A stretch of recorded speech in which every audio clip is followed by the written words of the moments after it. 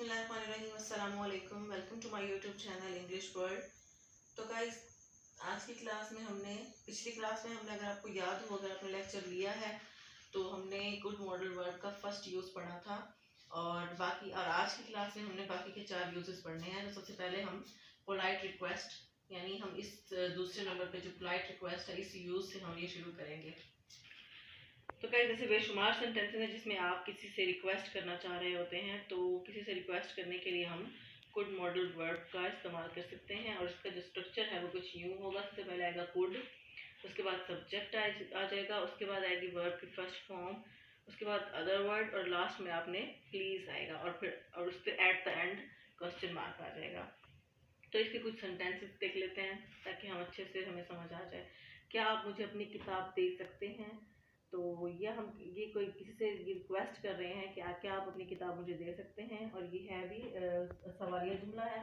तो अब इसकी इंग्लिश देख लेते हैं। सबसे पहले आ जाएगा could,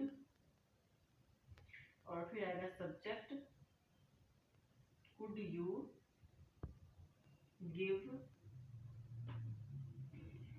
give me your book,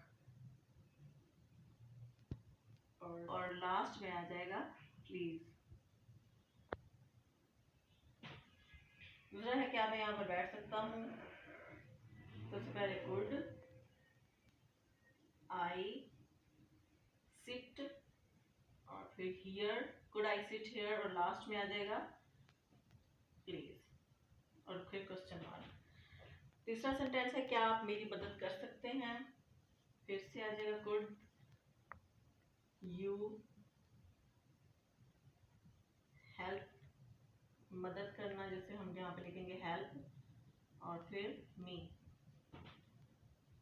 could you help me, और फिर लास्ट में प्लीज। क्या आप मेरी मदद कर सकते हैं, तो इसकी इंग्लिश है could you help me please.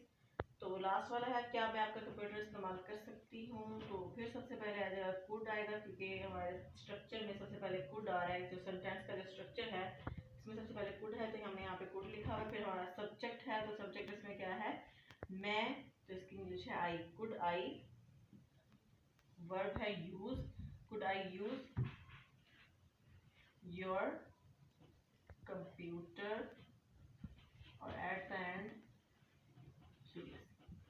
Could I use your computer please. I hope कि आपको क्लियर हो गया होगा। यानी पोलाइट रिक्वेस्ट जो कि क्या गुड मॉडल वर्ब का सेकंड यूज है। तो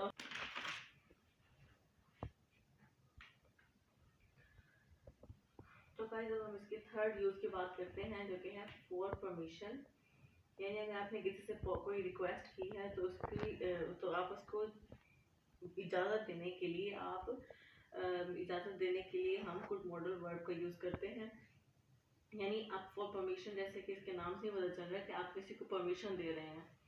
ठीक है, यानी अगर किसी ने आपसे रिक्वेस्ट की है कि क्या मैं यहाँ बैठ सकता हूँ, तो आप उसको परमिशन दे रहे होते हैं कि हाँ आप यहाँ बैठ सकते हैं। तो इसका सेंटेंस की हम उर्दू इंग्लिश देख लेते हैं।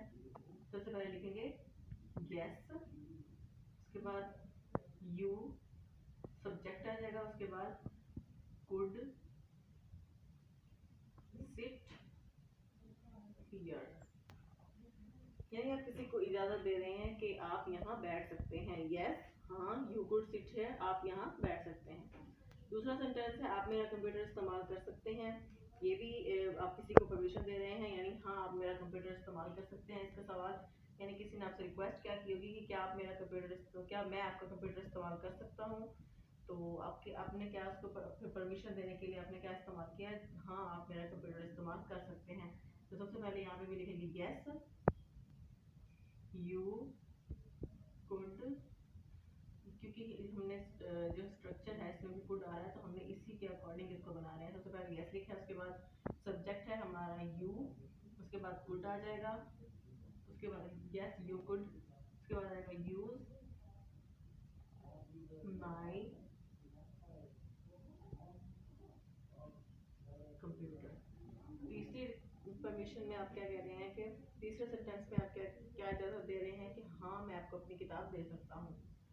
यानी यस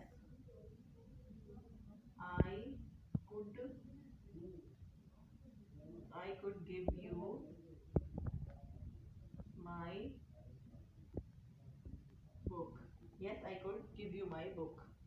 और सबसे लास्ट वाला जो सेंटेंस है इसमें हाँ मैं आपकी मदद कर सकता हूँ। यस आई कैन, सॉरी, सबसे लास्ट वाले सेंटेंस में है कि मैं आपकी मदद कर सकता हूँ, तो सबसे पहले लिखेंगे yes I could help you. तो गाइस फॉर परमिशन यानी कि जो थर्ड यूज है गुड मॉडल वर्ब का, उसके सेंटेंसेस हमने देखे हैं। इसमें अपने एक परमिशन दे रहे होते हैं किसी को कि आप कोई भी काम जो है वो आप कर सकते हैं। तो इससे रिलेटेड हमने कुछ सेंटेंस देखे हैं। आई होप तो गाइस आई होप कि आपको गुड का जो थर्ड यूज है फॉर परमिशन आपको क्लियर हो गया होगा। अब हम इसके फोर्थ यूज के बारे में पढ़ते हैं और इसका फोर्थ यूज है फॉर पॉसिबिलिटी। तो गाइस अब हम बात करते हैं गुड मॉडल वर्ब के फोर्थ यूज की, और फोर्थ यूज है इसका है for possibility. Good modal verb का फोर्थ यूज जो कि फॉर पॉसिबिलिटी है, और ये पॉसिबिलिटी पास्ट की भी हो सकती है, प्रेजेंट की भी हो सकती है और फ्यूचर की भी हो सकती है। यानी इसके लिए जरूरी नहीं है कि ये पास्ट की ही एबिलिटी हो, प्रेजेंट की हो या फिर फ्यूचर की हो। ये तीनों पर्पस के लिए इस्तेमाल किया जा सकता है। तीनों पर्पस के लिए एक सेंटेंस को इस्तेमाल किया जा सकता है। यानी सबसे पहले इसके हम कुछ सेंटेंसेस यहाँ मैंने लिखे हैं, इनको हम देख लेते हैं। यानी मैं कल आपके घर आ सकता था, ये पास्ट की बात हो रही है। यानी कि मैं कल आपके घर, गुजरे हुए कल की बात हो रही है कि मैं कल आपके घर आ सकता था।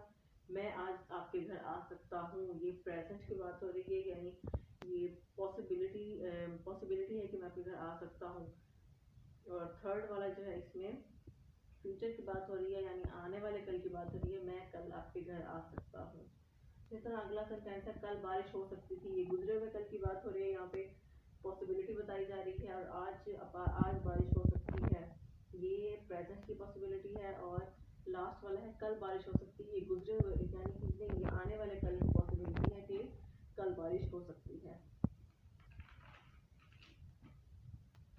पॉसिबिलिटी का मतलब है इम्कान, यानी किसी भी काम के चांसेस हों, यानी कि मुमकिन है कि कोई भी काम जो कि हो सकता है या फिर नहीं भी हो सकता। तो हम इसके कुछ सेंटेंस देखते हैं। सबसे पहले है मैं कल आपके घर आ सकता था। सबसे पहले लिखेंगे हम आई सब्जेक्ट, उसके बाद आ जाएगा कुड, आ सकता यानी इसमें वर्ब की फर्स्ट फॉर्म आ गई। I could come your home, तो ये गुजरे हुए कल की बात हो रही है, तो लिखेंगे हम yesterday। जितना प्रेजेंट की पॉसिबिलिटी वाला जो दूसरा सेंटेंस है मैं आज आपके घर आ सकता हूँ, इसमें प्रेजेंट की पॉसिबिलिटी बयान की गई है। तो क्या लिखेंगे हम आई कुड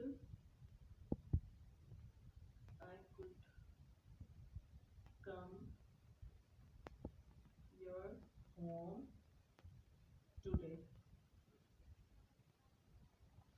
तो गाइस हम आपने देखा कि सारा सेंटेंस वैसे ही आ रहा है, सिर्फ हमने लास्ट में इसको चेंज किया है जिससे इसकी सेंस चेंज हो जाती है। यानी कि यस्टरडे इसमें आ रहा है तो ये गुजरे हुए कल की बात हो रही है। बाकी यहाँ पर भी दूसरा सेंटेंस जो कि इसमें प्रेजेंट की पॉसिबिलिटी है, इसमें भी सारा sentence I could come your home, और सबको सारा सेंटेंस वैसे ही है, बस लास्ट में हमने टुडे लिखा है, यानी इसमें प्रेजेंट की पॉसिबिलिटी को जो शो कर रहा है।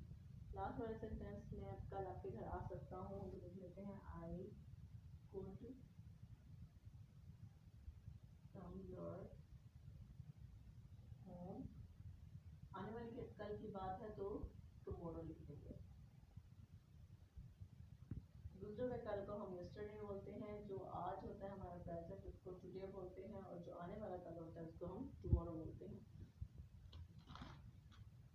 तो गाइस अब कुछ और सेंटेंसेस हैं, इसके देख लेते हैं। कल बारिश हो सकती थी, तो ये इसमें पास्ट की पॉसिबिलिटी है, तो लिखेंगे it could rain, it could rain. तो कल बारिश हो सकती थी, तो इसका मतलब है ये दूसरे हुए कल की बात हो रही है, तो यहाँ पे हम लिखेंगे I could rain it, sorry it could rain yesterday। Next next वाला है जिसमें प्रेजेंट की पॉसिबिलिटी है, उसमें भी हमने पहले वही लिख देना है, इट कुड रेन।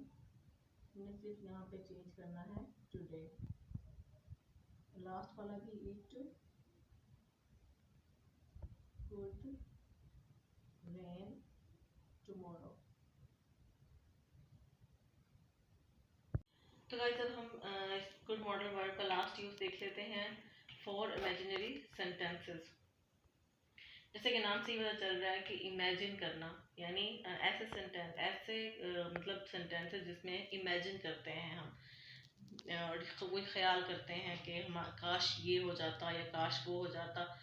तो इसके लिए जो इसका स्ट्रक्चर है, इसमें भी सबसे पहले आएगा आई विश, उसके बाद आ जाएगा सब्जेक्ट, फिर आएगा कुड, फिर फर्स्ट फॉर्म और फिर अदर वर्ड आएगा। तो इसके हम कुछ सेंटेंसेस देख लेते हैं।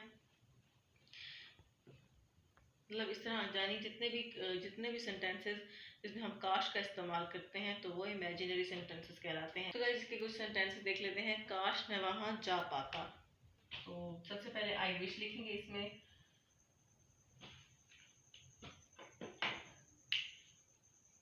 सबसे पहले आ जाएगा आई विश, उसके बाद आ जाएगा subject I could go there. काश मैं वहां जा पाता, I wish I could go there. दूसरा सेंटेंस है काश मैं गाड़ी खरीद सकती। तो स्टार्ट हम फिर आई विश से ही करेंगे। I wish I could buy the car. Next sentence है काश मैं आपकी मदद कर पाता। Again I wish I, subject आ गया, उसके बाद कुड, फर्स्ट फॉर्म इसकी जो वर्ब है इसमें है मदद, I could help you. I wish I could help you. काश मैं आपसे मिल सकता। I wish I wish I could meet you.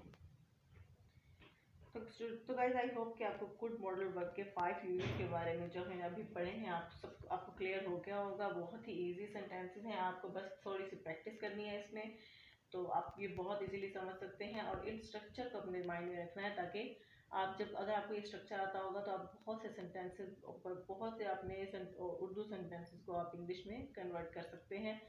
तो गाइस आई होप आपको समझ आई होगी। तो अगर कुछ समझ नहीं आया तो आप मुझे कमेंट सेक्शन में बताइएगा ताकि मैं आपके कंफ्यूजन क्लियर कर सकूं नेक्स्ट आने वाली क्लासेस में। और मेरे चैनल को सब्सक्राइब कीजिए और अपने दोस्तों के साथ ज़रूर शेयर कीजिए इसको, और बेल आइकन को भी क्लिक कीजिए ताकि आने वाली वीडियो भी आप तक जल्दी पहुंच सके। तो गाइस नेक्स्ट क्लास तक के लिए अल्लाह हाफिज़।